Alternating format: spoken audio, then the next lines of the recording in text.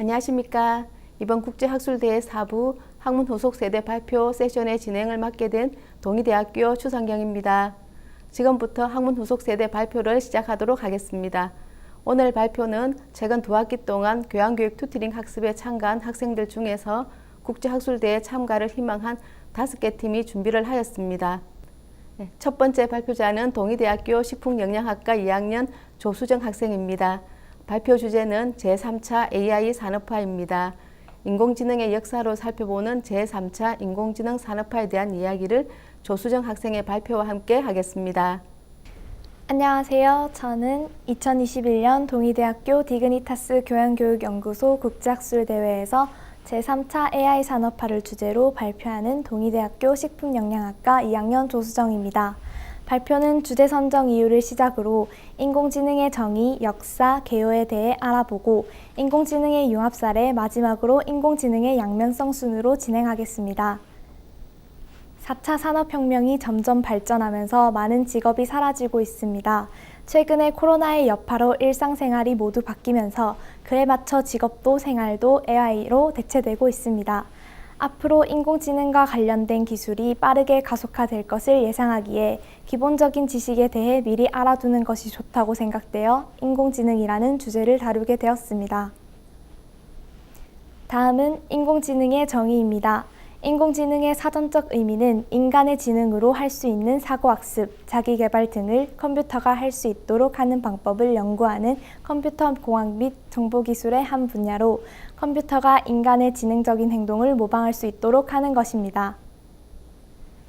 인공지능의 역사는 앨런 튜링이 1950년에 기계가 인간과 같이 생각할 수 있는 지능이 있는지에 대한 테스트인 튜링 테스트를 개발하면서부터 시작됩니다.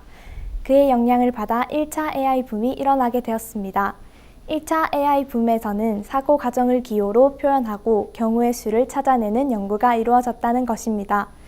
이런 붐이 일어나자 인공지능에 관련된 연구자들의 모임이 개최되게 되었고 이 모임을 통해 인공지능이라는 용어가 등장하게 되었습니다.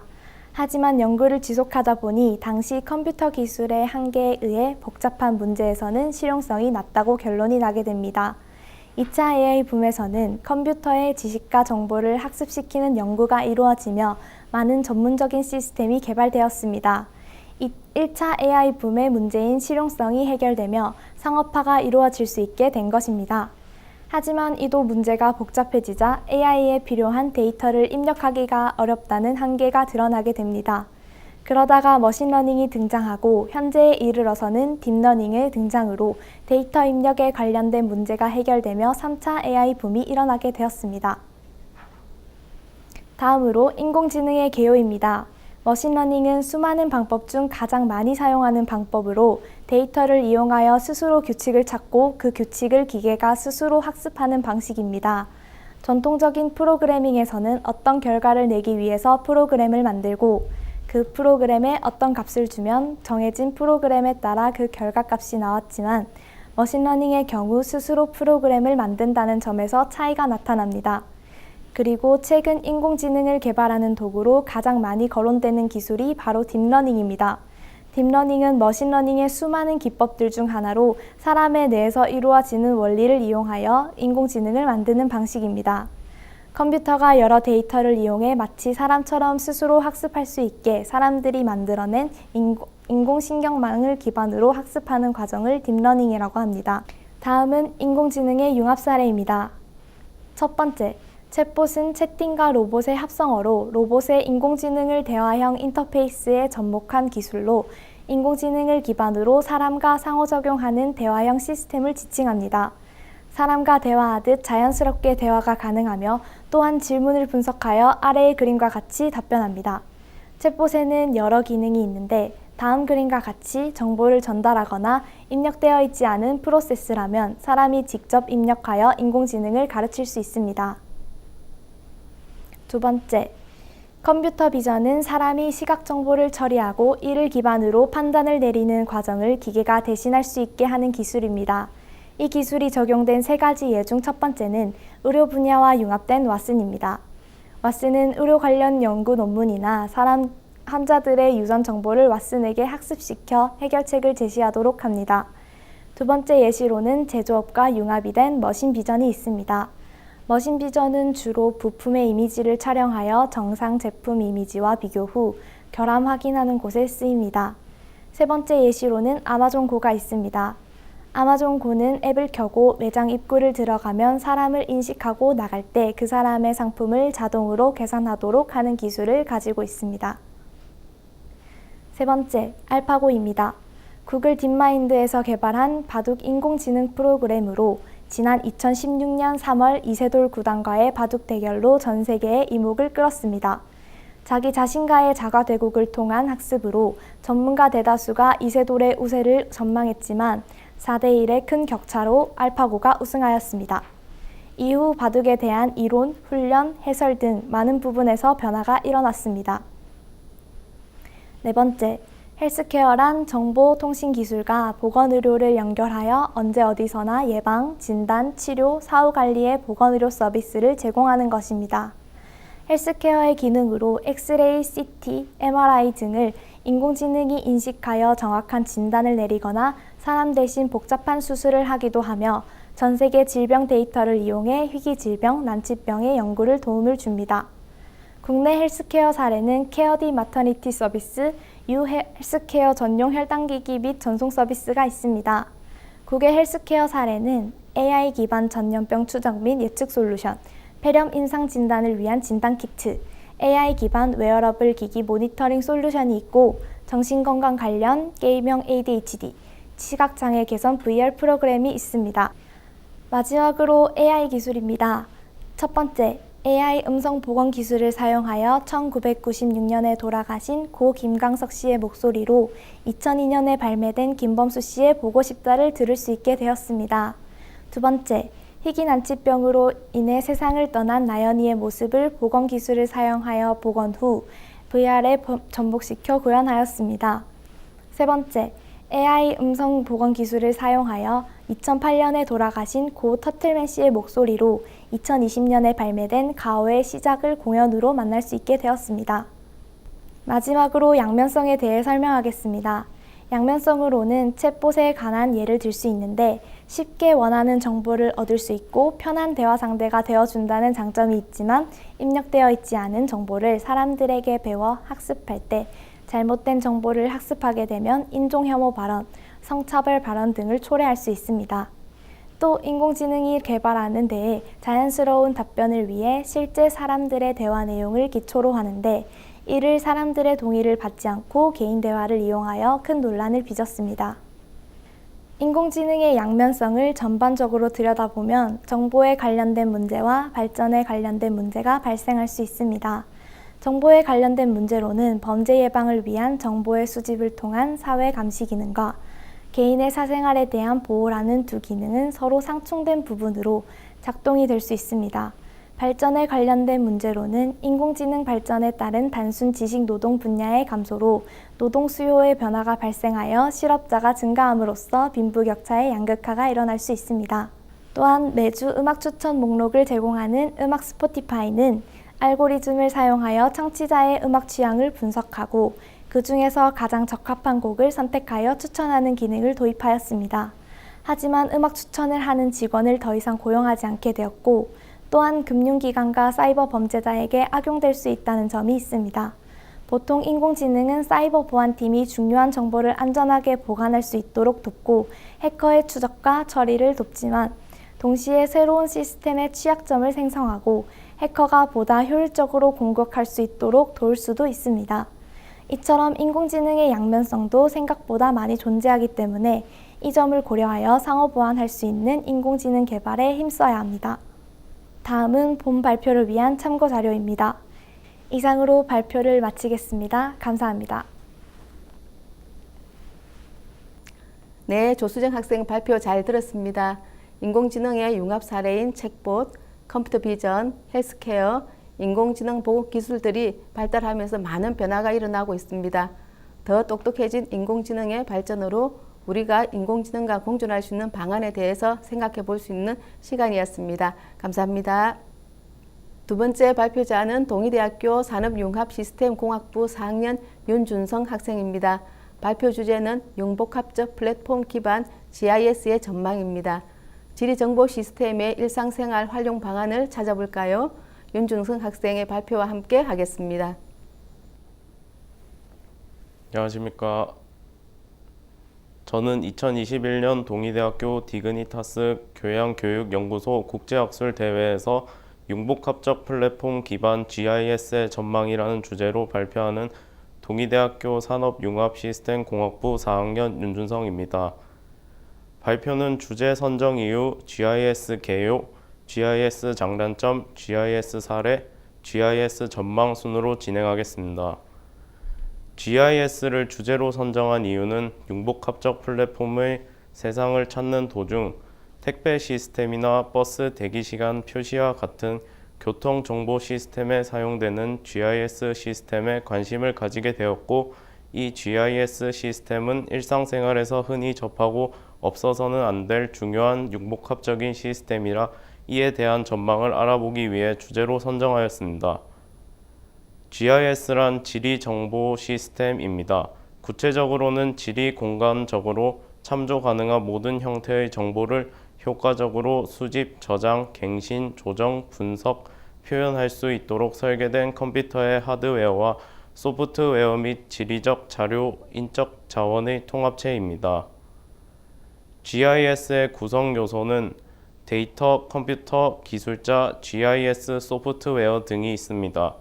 오른쪽 그림을 보시면 공간 정보라는 데이터를 컴퓨터에 입력하여 GIS 소프트웨어를 다룰 수 있는 기술자가 GIS 소프트웨어를 통해 결과물을 도출해냅니다. 또한 구체적으로 정보를 제공하기 위해서는 두 가지 형태의 자료가 있어야 합니다.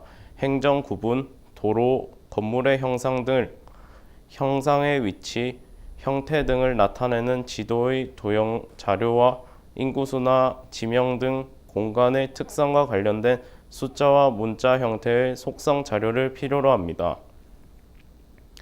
GIS의 원리는 지리적 위치를 갖고 있는 대상에 대한 위치 자료와 속성 자료를 통합 관리하여 지도, 도표 및 그림들과 같은 여러 형태의 정보를 제공하는 원리입니다. GIS의 기능으로는 데이터 관리 기능, 데이터 검색 기능, 데이터 분석 기능, 데이터 인터페이스 기능이 있습니다. GIS의 특성은 단순한 지도 디스플레이 목적이 아닌 다양한 공간 및 속성, 데이터들의 결합을 통해 고품질의 공간 정보 획득이 목표입니다. GIS의 장점으로는 대량의 정보를 저장하고 관리할 수 있습니다. 원하는 정보를 쉽게 검색하고 추가, 삭제, 수정이 용이합니다. 여러 가지 다른 형태의 지도나 도형으로 표현이 가능합니다. 지도의 확대, 축소가 자유롭고 계측이 용이합니다. 복잡한 공간 정보의 분석과 분류가 가능합니다. 필요한 레이어의 선택적 중첩이 가능합니다. GIS의 단점으로는 상당한 초기 투자 비용이 소요됩니다. 초기 설치 및 업그레이드 시에 상당한 훈련 비용이 필요합니다. 기술 지원 및 하드웨어 업그레이드 시 시스템 유지 비용이 발생합니다. 공간 문제의 복잡성 및 GIS의 비인간적 특성이 있습니다. 사람의 민감한 개인 정보 문제가 야기됩니다. GIS의 첫 번째 사례로는 현황 모니터링이 있습니다. 현황 모니터링이란 실시간으로 수집되는 데이터에 대한 추적 및 관리를 통해 현황 모니터링을 수행하는 것입니다. 현황 모니터링을 통하여 업무 효율성 향상은 물론 유독가스 누출, 폭설, 지진, 홍수 발생 시 재난 데이터의 실시간 데이터를 기반으로 확산 경로 분석, 대피 계획, 대시민 알림 서비스 등 종합 대책을 모니터링 대시보드에 반영하여 진행 상황을 효과적으로 파악할 수 있습니다. 예시로 미국 매사추세츠 주 재난방재국은 2013년 보스턴 마라톤 대회 폭탄 테러 이후 모든 현장을 추적 관리할 수 있는 온라인 지도를 제작해 안전한 행사 진행을 도모하였습니다. GIS의 두 번째 사례로는 공간 분석이 있습니다. 공간 분석이란 데이터의 위치 기반 정보를 위치 정보를 기반으로 한 분석을 통해 숨겨진 패턴 경향을 이해하는 것입니다. 예시로 부산시는 공간 빅데이터 분석을 통해 효율적으로 버스 전용 차로를 운영함으로써 도로의 이용 효율성을 향상시키고 있습니다. 또한 많은 지역 내 초등학교들은 공간 분석을 통해 학교 인근 횡단보도 주변에서 일어나는 잦은 사고들을 파악하여 교통사고 다발 구역에 대해 인근 학교와 연계한 교통안전 캠페인을 실시하거나 옐로우 카펫 설치 등을 수행하고 있습니다. GIS의 세 번째 사례로는 의사결정 지원이 있습니다. 의사결정 지원이란 기존 경험에 의존한 의사결정에서 벗어나 데이터 기반의 의사결정을 수행하는 것입니다. 예시로 2018년 동굴에 고립됐던 태국 유소년 축구팀을 구조할 때 GIS는 축구팀의 위치 파악은 물론 산림 피복 정보, 유수 방향, 흐름 누적값 등을 계산하고 이를 바탕으로 적절한 위치에 파이프라인을 설치, 동굴 내 수위를 감소시켜 소년들을 안전하게 돌아올 수 있도록 지원했습니다. GIS의 활용 효과로는 지도나 도면의 생산, 수정 및 유지 관리에 드는 시간과 비용이 절감됩니다. GIS 이용 시 각종 지도를 쉽게 확대 축소할 수 있습니다. 서로 다른 축적과 내용을 가진 지도나 도면을 쉽게 중첩시켜 볼 수 있습니다. 가스 폭발 사고, 지진, 홍수 등 인위적이거나 자연적인 재해 발생을 사전에 방지하고 빠른 복구 작업을 수행할 수 있습니다. 공간 관련 각종 자료를 빠르게 분석 후 분석 결과를 의사결정자가 쉽게 파악할 수 있도록 시각화할 수 있습니다. 향후에 발생할 수 있는 변화를 사전에 예측이 가능합니다. GIS의 글로벌 시장 규모를 알기 위해 왼쪽 차트를 보시면 연평균 성장률인 CAGR은 2015년부터 2019년까지 76.5%라는 성장성을 보이고 있습니다. 급격히 성장하고 있습니다. 이에 국내 시장 규모 및 현황을 보면 국내 GIS 시장 규모는 연 3천억에서 4천억 정도입니다. 지리정보 구축 부분이 절반가량을 차지하며 가장 큰 시장을 형성하고 있습니다. GIS 활용 영역 분야가 차지하는 비중이 늘어나고 있음을 알 수 있습니다. 현재 25년간 외국산 지리정보 시스템을 사용하다 최근 국산 지리정보 시스템을 사용하고 있습니다. 그러나 개인정보로 인해 공적으로 활용함으로 발전이 늦습니다. 국내 GIS 기반 정보 공간 정보 산업은 GIS 데이터의 생산, 유통, 활용 등이 정부나 지자체 등 공공 부문에 약 80%가 집중되어 있어 민간 부문 활용에는 다소 부진한 편입니다. 이는 보안관리 규정으로 인해 민간에 공개되는 공간 정보의 범위가 제한적이며 정보 유통의 불확실성 때문인 것으로 판단됩니다. 이에 따라 공간 정보 산업은 공공 발주 산업을 벗어나지 못하고 있는 실정입니다. 따라서 공간적 속성이 강한 교통 및 건축 등 새로운 융복합 수요 발굴에 주력할 필요가 있습니다. 공공기관의 공간 정보를 효율적으로 민간에 제공할 수 있는 기반을 마련해 포털 사이트나 API 등 민간 사업자의 활용 편의성을 위한 서비스를 활성화시켜야 합니다. 마지막으로 GIS의 전망으로는 GIS가 공적인 활용보다도 개인적인 사용자 중심의 서비스 부분으로 확산될 경우 더욱 가치가 높아져 활용될 것으로 기대됩니다. 현재 도래하고 있는 많은 환경 문제들을 분석 및 관리할 수 있어 환경 문제 해결에 큰 도움이 될 것으로 기대됩니다. 외국산 GIS 사용을 줄이고 국산 GIS 사용을 통하여 비용을 감소시킬 수 있습니다. GIS 발전으로 인해 더욱 안전한 자율주행이 가능합니다. 이상으로 발표를 마치겠습니다. 경청해 주셔서 감사합니다. 네, 윤준성 학생 발표 잘 들었습니다. 오늘 발표로 지리정보 시스템은 일상생활에서 흔히 접하고 없어서는 안 될 중요한 융복합적 시스템이라는 것을 알게 되었고 GIS 발전으로 인해 더욱 안전한 사회가 될 것으로 생각합니다. 감사합니다. 세 번째 발표자는 동의대학교 건축학과 5학년 김민주 학생입니다.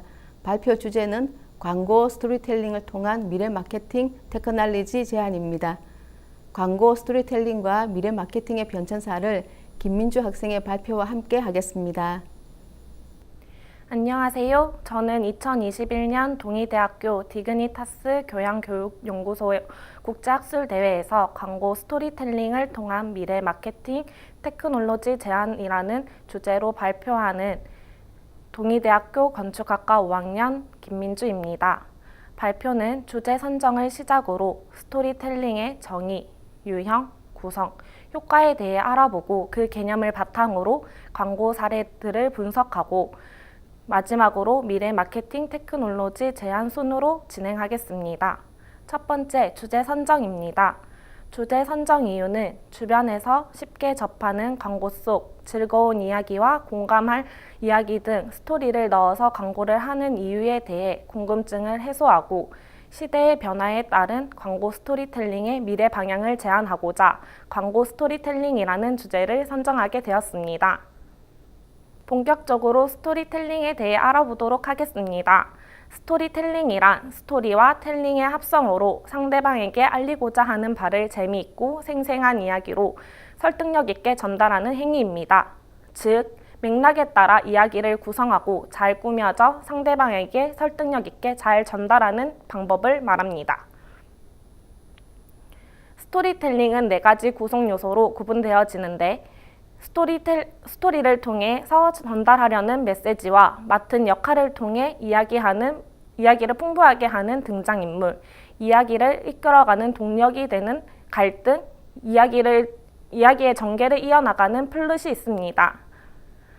스토리텔링의 유형 또한 4가지로 구분되어지는데 저희가 흔히 아는 패러디하는 광고, 첫 번째 수정 가공의 스토리텔링으로 기존의 이야기를 컨셉과 특징에 맞게 새로운 시각으로 가공하여 전달하는 것으로 소비자들에게 더 친근하고 브랜드를 좀 더 빨리 부각시킬 수 있는 장점을 지니고 있습니다. 둘째, 상상의 세계를 활용하여 소비자에게 친근감으로 다가올 수 있는 요소인 창작 스토리텔링. 셋째, 손이 가요 손이가 새우깡에 손이 가요. 우리가 잘 아는 새우깡의 광고처럼 노래에 메시지를 포함하여 소비자에게 오래 기억되는 음악형 스토리텔링이 있습니다. 그리고 마지막으로 직접 경험하고 체험한 일을 전달하여 소비자에게 신뢰도를 높일 수 있는 리얼 스토리텔링이 있습니다. 스토리텔링 광고 효과는 3가지로 첫째, 기억력을 높이며 둘째, 소비자의 관심을 유도할 수 있으며 셋째, 소비자의 이해도를 높일 수 있습니다.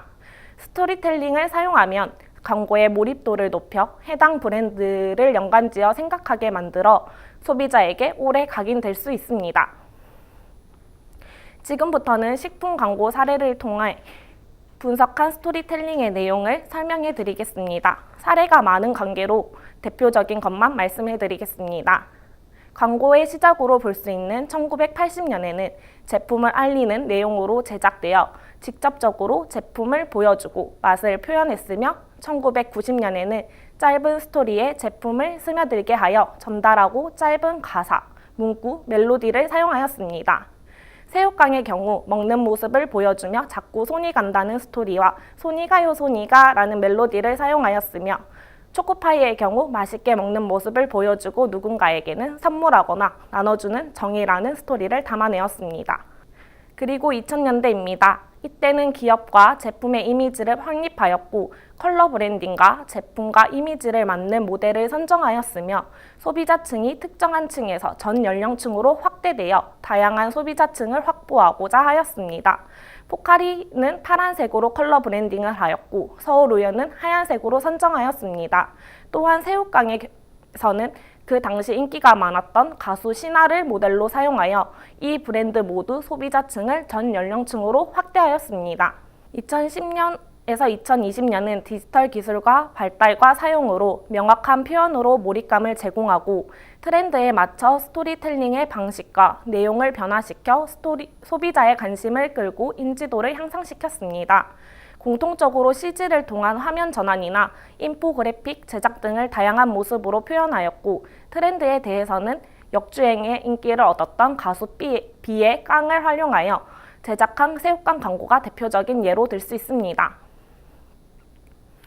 식품 광고 사례의 특징을 분석한 결과, 과거에는 제품 위주로 홍보하였으며 특정 모델과 소비자층만 대상으로 하였고 TV, 신문 등을 통해서만 전달이 되었는데, 제품 위주의 광고로는 소비자층에게 강한 인상을 남기기 힘든 단점이 있었습니다. 2010년대로 갈수록 제품의 스토리가 입혀짐에 따라 유명인을 모델로 선정하여 브랜드에 대한 긍정적인 이미지를 확립하였고, 현재에는 제품과 스토리, 디지털을 융합하여 다양한 모델과 소비자층, 그리고 매개체와 플랫폼을 통해 소비자들에게 전달하고 있습니다. 현재 2010년에서 2020년의 SN 광고를 보시면 제품 홍보에 있어 SNS는 대부분 소비자에 참여하는 이벤트를 진행하였고, 플랫폼의 성격에 맞는 글, 사진, 영상으로 광고를 제작합니다. 예를 들어 인스타그램의 경우 왼쪽에 해시태그를 이용하였고, 오른쪽에 페이스북은 초성 이벤트 등 다양한 이벤트를 활용하였습니다. 마지막으로 광고 스토리텔링 미래 마케팅 테크놀로지 방향에 대한 제안을 말씀해 드리겠습니다. 첫째, VR 콘텐츠 스토리텔링을 제안합니다. VR 콘텐츠 스토리텔링은 이용자가 직접 경험하는 것을 통해 완성되며, 이용자는 공간을 탐색하고 주의를 끄는 대상을 통해 의미를 해석해서 콘텐츠를 경험합니다. 실제 국내 VR 시장은 2016년도 1조 4천억 원을 기록했는데, 올해에는 5조 7천억 원을 달성하는 무궁무진한 성장을 보여주고 있습니다. 둘째, AI 사물 인터넷 활용을 제안합니다. AI 사물 인터넷은 점차 범용 프로그램을 개발되어 여러 서비스와 마케팅에 접목되어지고 있습니다. 셋째, OTT 서비스 활성화를 제안합니다. OTT는 온라인 영상 서비스로, 다시 말하면 유튜브, 넷플릭스, 페이스북을 말합니다. OTT의 다양한 플랫폼을 통해서 광고를 접하다 보니 그만큼 광고의 노출도는 높아지고 있습니다. 아래 그래프를 참고하시면 다양한 OTT 서비스는 꾸준한 성장을 볼 수 있습니다. 이와 함께 VR 콘텐츠의 시장의 성장과 AI 사물 인터넷 그리고 OTT 서비스의 이용률의 상승에 따라 미래 마켓 스토리텔링의 광고는 현재보다 더욱더 발전된 모습을 통해 소비자에게 다가갈 것입니다. 상품을 개발하면 개발하는 것에 그치지 않고 소비자에게 어떠한 방식으로 전달하느냐가 중요하다고 생각합니다. 어떠한 방식으로, 어떠한 형태로 전달하냐에 따라 인지도가 높아지고 하락하는 것에 큰 영향을 주는데, 한 이야기를 담아내는 광고 또한 소홀히 해선 안 될 요소입니다. 광고의 흐름을 잘 읽어내어 소비자의 트렌드에 잘 발맞추어 간다면 상품의 이미지와 알맞는 이야기를 광고 속에 이야기를 담아낼 수 있다고 생각합니다. 이상으로 발표를 마치겠습니다. 경청해 주셔서 감사합니다. 네, 김민주 학생 발표 잘 들었습니다. 오늘 발표로 광고 스토리텔링에 대해 궁금증이 많이 해소되었고, 시대의 변화에 따른 테크놀로지를 활용한 광고의 미래 방향을 잘 제시해 주었습니다. 감사합니다. 네 번째 발표자는 동의대학교 금융보험학과 3학년 김대군 학생입니다. 발표 주제는 진실 혹은 거짓, 딥페이크입니다. 인공지능 기술로 나와 똑같은 사람이 만들어진다면 또는 본다면 어떤 기분이 들까요? 김대군 학생 발표와 함께 상상해 보겠습니다. 안녕하십니까. 저는 2021년 동의대학교 디그니타스 교양교육연구소 국제학술대회에서 딥페이크 기술이라는 주제로 발표를 진행할 동의대학교 금융보험학과 3학년 김대군입니다. 발표는 딥페이크의 정의, 딥페이크 영상물의 발전 및 제작 과정, 딥페이크 기술의 장단점, 딥페이크 범죄와 관련된 국내외 법안, 결론으로 저희 조원들의 딥페이크 기술에 대한 생각을 얘기해보고자 합니다. 딥페이크의 정의에 들어가기 앞서 저희가 딥페이크 기술을 주제로 선정한 이유는 작년 N번방 사건으로 인해 딥페이크 기술에 대한 국민들의 관심도가 높아지게 되었고, 단점에 대해서는 관심도가 높지만 장점에 대해서는 정보가 부족하다는 점, 단점과 장점이 명확한 융복합적 기술이라고 생각하였기 때문에 주제로 선정하게 되었습니다. 딥페이크 정의. 딥페이크란 딥러닝과 페이크의 합성어로 인공지능 기술을 이용해 일반적으로 구별하기 어려운 가짜의 이미지와 음성 그리고 동영상을 만든 결과물 또는 이를 만드는 과정을 말합니다. 미국의 레딧 사이트에서 딥페이크스라는 가명을 가진 회원이 여러 개의 가짜 포르노 비디오를 올렸고 그중 영화 배우들의 딥페이크 콘텐츠가 주목받았으며 그가 사용한 데이터는 구글 이미지 검색, 유튜브 비디오 등 일반적으로 구할 수 있는 데이터를 활용한 것이어서 누구나 쉽게 가짜 영상을 만들 수 있음을 보여주었는데 그의 아이디에서 유래하여 딥페이크라는 용어가 일반화되었습니다. 다음은 딥페이크 영상의 발전 과정 및 제작과 과정입니다.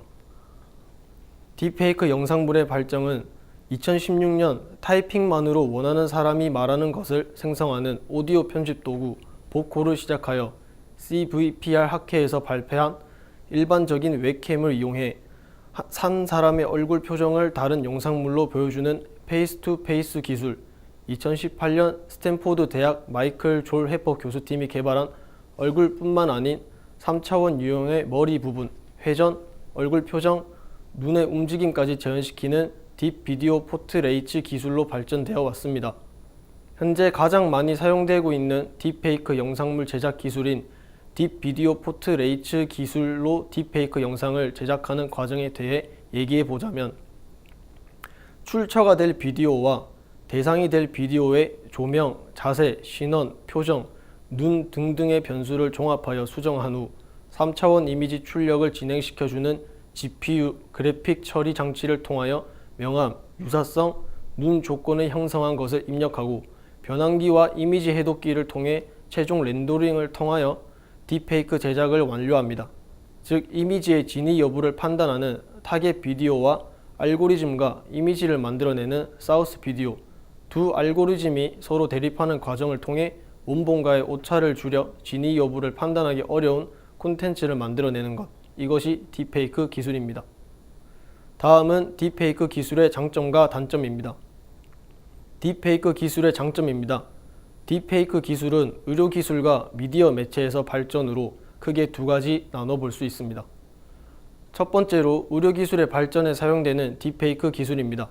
2019년 7월 독일 리벡대 의료정보학 연구소 연구진은 딥러닝 알고리즘의 이미지 패턴 매칭 기능을 활용하여 질병 진단용 인공지능을 개발하였습니다.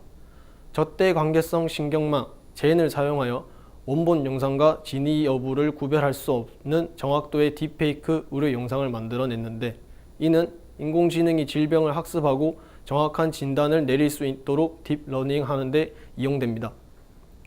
두 번째는 미디어 매체의 발전에 사용되는 딥페이크 기술입니다. 할리우드를 비롯한 영상 제작 업계에서는 딥페이크 기술로 특수 효과를 만들어내고 있습니다. 특히 과거에 재현하거나 더 이상 실존하지 않는 인물을 그리고자 할 때 유용하게 활용되고 있습니다. 예를 들면 2017년에 개봉한 라우지 원의 1977년작 스타워즈에 출연한 배우가 당시 모습 그대로 등장하였으며 우리나라에서는 딥페이크 기술을 활용한 VR, AR 콘텐츠를 사용하여 각종 다큐멘터리와 TV 프로그램을 통해 운명을 달리하거나 그리운 사람의 모습을 복원하여 많은 대중들에게 감동을 주기도 하였습니다. 다음은 딥페이크 기술의 단점입니다. 딥페이크 기술의 단점은 크게 정치적 공격 도구, 개인 및 기업을 대상으로 한 사기 사건, 성착취물 세 가지로 나뉠 수 있습니다. 첫 번째, 정치적 공격 도구로 사용되는 딥페이크 기술입니다. 2018년 4월 인도에서 모디 정권을 지속적으로 비판해온 여성 언론인 라나 아율의 얼굴을 포르노 동영상에 합성한 딥페이크 영상물이 유포되었는데 정권 지지자들의 소행으로 알려졌습니다. 2018년 멕시코 대통령 선거 캠페인 후반의 대통령 후보인 안드레스 마누엘 오브라도의 캠페인 종료식 참가자들이 후보 캠프에서 받은 선불 카드로 TV를 구입하러 가게 앞에 모여 있다는 약 4분가량의 음성 메시지가 문제가 되었는데 이것은 딥페이크 음성 메시지였다고 합니다. 두 번째, 사기 사건에 사용되는 딥페이크 기술입니다. 영국의 한 에너지 기업 사장은 2019년 독일 본사 사장으로부터 22만 유로, 하나 약 3억 원을 본사로 송금해달라는 긴급 요청을 듣고 송금하였으나 이것은 억양과 발성 패턴을 사장과 유사하게 만든 딥페이크 음성을 이용한 사기 사건이었습니다. 세 번째, 성착취물로 사용되는 딥페이크 기술입니다. 작년 우리나라 전역을 떠들썩하게 만들었던 N번방 사건 역시 성착취물로 사용되는 딥페이크 기술의 단점을 자세히 보여주는 사례입니다. 유명인의 신체를 무단 도용하여 만든 딥페이크 영상의 확산은 2019년 기존 14,678건으로 전년도보다 84% 상승하였습니다. 이 중 성인물이 딥페이크 영상 전체의 96%를 점유하며 가장 큰 비중을 차지하고 있다. 피해자의 국적을 살펴보니 미국 41%, 한국 25%, 영국 12% 등으로 나타나고 성별은 여성이며 피해자의 99%가 연예계 종사자인 것으로 나타났습니다. 다음은 딥페이크 관련 국내외 법안에 대해 발표하겠습니다. 우리나라의 경우 성폭력 범죄의 처벌 등에 관한 특례법 제14조의 2 허위 영상물 등의 반포 등의 딥페이크 성착취물에 대한 처벌 법안이 명확하게 제시되어 있습니다. 정리하자면 딥페이크 성착취 영상물을 제작, 반포한 자는 5년 이하의 징역 또는 5천만 원 이하의 벌금형, 이를 반포한 자 역시 5년 이하의 징역 또는 5천만 원 이하의 벌금형에 처하게 됩니다. 다음은 국외 법안입니다. 미국의 경우 딥페이크 기술이 적용된 성인용 콘텐츠를 리벤지 포르노의 영역에 포함한다는 내용의 법안이 발효되었으며 딥페이크 기술이 적용된 보복성 음란물의 제작 유포하면 최대 12개월의 징역과 2,500달러의 벌금형에 처하게 됩니다. 유럽연합의 경우 딥페이크의 영상을 통해 피해를 본 사람은 EU 개인정보보호규정 제17조 이칠 권리에 따라 삭제를 요청하거나 데이터 처리에 이의를 제기할 수 있으며 딥페이크를 비롯한 허위 정보 전반에 대응하기 위한 전략을 통해 정보의 출처 및 신뢰성 여부를 쉽게 파악할 수 있도록 하는 조치 역시 진행되고 있습니다. 마지막으로 딥페이크 기술에 대한 저희 조원들의 생각을 정리해 보았습니다. 딥페이크 기술은 양날의 검처럼 장점과 단점이 명확한 기술이라고 생각합니다. 딥페이크 성착취물의 경우 현재 제작, 반포에 대한 법적 규제만 존재하고 있습니다. 이러한 제작물을 소비하는 자에 대한 법적인 규제가 있다면 수요가 없으면 공급이 떨어지듯 어느 정도 딥페이크 성착취물에 대한 범죄를 감소시킬 수 있을 거라 예상합니다. 좋은 점으로 사용하면 의료 미디어 기술을 뛰어넘어 더 많은 분야에서 활용할 수 있는 좋은 기술로서 발전하기를 기대합니다. 이상으로 발표를 마치겠습니다. 경청해 주셔서 감사합니다. 네, 김대군 학생 발표 잘 들었습니다. 오늘 발표를 통해 딥페이크 기술은 양날의 검처럼 장점과 단점이 분명 존재하고 있는 것 같습니다. 딥페이크 기술의 장점을 잘 살린다면 우리 사회 여러 분야에 많은 기여를 할 것으로 생각합니다. 감사합니다. 마지막 발표자는 동의대학교 경영정보학과 4학년 권태훈 학생입니다. 발표 주제는 인공지능 판사 솔로몬의 지혜인가 법원 판결 보조인가입니다. 인공지능은 판사를 완전히 대체할 수 있을까요? 권태훈 학생의 발표와 함께 상상해 보겠습니다. 안녕하십니까. 저는 디그니타스 교양교육연구소에서 주최하는 국제학술대회에서 인공지능 판사 솔로몬의 지혜인가 법원 판결 보조인가라는 주제에 대해 발표를 하게 된 경영정보학과 권태훈입니다. 저는 주제 선정 이유, 인공지능이란 무엇인가, 등장 배경, 인공지능 판사의 정의, 원리, 장단점, 여러 가지 견해, 저희의 생각 순으로 발표를 진행하겠습니다. 주제 선정 이유입니다. 먼저 주제를 선정하기 위하여 인공지능과 휴머노이드라는 키워드를 선정하였고 인공지능과 휴머노이드에 대한 브레인스토밍을 실시하였습니다. 브레인스토밍을 실시한 결과 미래의 인공지능이 판결까지 내릴 수 있을까에 대한 주제에 관심을 느껴 인공지능 판사에 대한 주제를 선정하게 되었습니다. 다음은 인공지능은 무엇인가입니다. 인공지능이란 컴퓨터 과학의 한 분야이며 그 특징은 기계와 소프트웨어가 인간과 유사한 지능과 능력을 갖추는 것입니다. 하지만 현재 학술 연구 분야에서 인공지능에 대한 공식적인 정의는 없습니다. 인공지능이라는 개념은 다양한 대상을 수용하고 있으며 인간의 사고, 인간의 행위, 이성적인 사고와 이성적인 행위 등의 내용을 포함합니다. 인공지능은 하나의 총괄적인 기술 용어이지 스마트 로봇만을 지칭하는 것은 아니며 그 기능은 학습, 음상, 시각, 언어 영역 등 4대 영역을 포괄합니다. 따라서 인공지능 기술의 발전은 인간이 현존하는 생산 작업 방식을 변화시킬 것이며 새로운 사회를 지탱하는 새로운 시대가 출현할 것으로 기대하게 합니다. 다음으로 등장 배경입니다. 1950년대 인공지능을 연구하던 학자들이 인간의 지능과 유사한 특성을 가진 복잡한 컴퓨터 제작을 목표로 함께 연구를 시작하였고, 이때 인공지능이라는 개념이 등장했습니다. 다음으로 인공지능 판사의 정의입니다. 법률 서비스에 정보통신 기술과 인공지능 기술이 결합되면서 인간 판사 대신 기계가 기계학습을 통해 얻은 데이터를 기반으로 판결을 내리는 것입니다. 다음 원리입니다. 법률 전문가 시스템은 예측 모델링 능력을 구비하고 지능적, 창의적 특성을 갖추며 소송 등 법 분야의 고유 특성을 반영하여 법 분야의 다양한 요구에 부응할 수 있는 법적 추론 기능이 내재되어야 합니다. 이러한 법률 전문가 시스템은 판결 기계, 즉 인공지능 판사와 협의의 법률 전문가는 법률 정보 검색이나 법률 분석을 본질적 속성으로 가지고 있으면서 결과 예측이나 분석이 가능하여야 하고 법문서 작성의 자동화 등도 이에 포함됩니다. 재판 결과 예측은 단순한 승패 예측을 넘어 비용 분석, 대안 모색 등의 기능도 요구됩니다. 반면 판결 기계는 다음과 같은 이유로 X는 Y 죄에 대하여 유죄이다 라고 판결할 수 있는 시스템으로 정의됩니다. 이러한 인공지능 판사의 원리는 쉽게 말해서 막대한 양의 사례와 법률을 인공지능에게 학습시켜 학습한 내용을 토대로 판결을 하는 것입니다. 다음은 장단점입니다.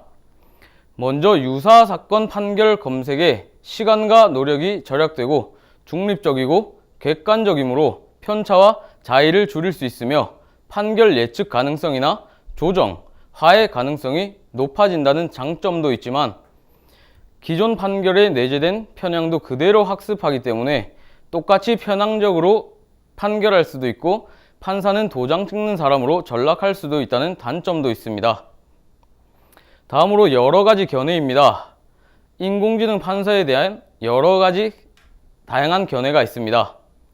먼저 이재명 지사에게 대법원이 사실상 무죄를 선고한 것에 대해 현직 부장판사가 인공지능이 빨리 대체해야 할 직업은 판사라면서 인공지능이 판사를 대체해야 한다며 우회적으로 비판하는 긍정적인 견해도 있고, 오랜 소장은 판사는 판결을 내리기에 앞서 사건 자체의 공감과 연민을 느끼고 사회적 합의에 대한 판단을 내린 후에 판결을 내릴 수 있다며 판사의 역할을 사고작용이 불가능한 인공지능에게 맡기는 것은 바람직하지 않다고 말한 부정적인 견해도 있습니다. 마지막으로 저희의 생각은 모든 법은 사건이 일어난 뒤에 만들어지기 때문에 인공지능이 판결을 내리는 것은 불가능할 수도 있습니다. 하지만 4차 산업혁명이 경제 성장을 위한 주요 키워드로 급부상함에 따라 법률 분야에서도 리걸 테크라는 새로운 산업이 등장하였고, 이는 법률 서비스에 정보통신 기술을 결합한 것입니다. 최근에는 딥러닝 기술의 발전으로 법률 서비스에 인공지능 기술이 적용되기 시작하였고, 기계학습 특성상 더욱 많은 법률 정보가 누적될수록 더 고도화된 법률 서비스를 제공할 수 있을 것으로 예상됩니다. 이에 따라 인공지능 판사는 우리의 삶에 도움이 될 수도 있을 것 같습니다. 감사합니다. 네, 근태훈 학생 발표 잘 들었습니다. 인공지능의 딥러닝 기술의 발전으로 인해 앞으로도 우리에게도 고도화된 법률 서비스가 제공될 것으로 예상됩니다. 이에 따라 인공지능 판사는 우리의 삶에 많은 도움이 될 수도 있을 것 같습니다. 이번 4부의 학문 후속 세대 발표 세션의 대주제는 미래형 기초교양교육 상승하기입니다. 오늘 이 자리에서 발표해준 주제들은 미래에 필요한 기초교양 구성의 초석이 될 것으로 생각이 됩니다. 다시 한번 좋은 발표를 해준 우리 학생들에게 진심으로 감사의 말씀을 전합니다. 이상으로 학문 후속 세대 모든 발표를 마치겠습니다. 감사합니다.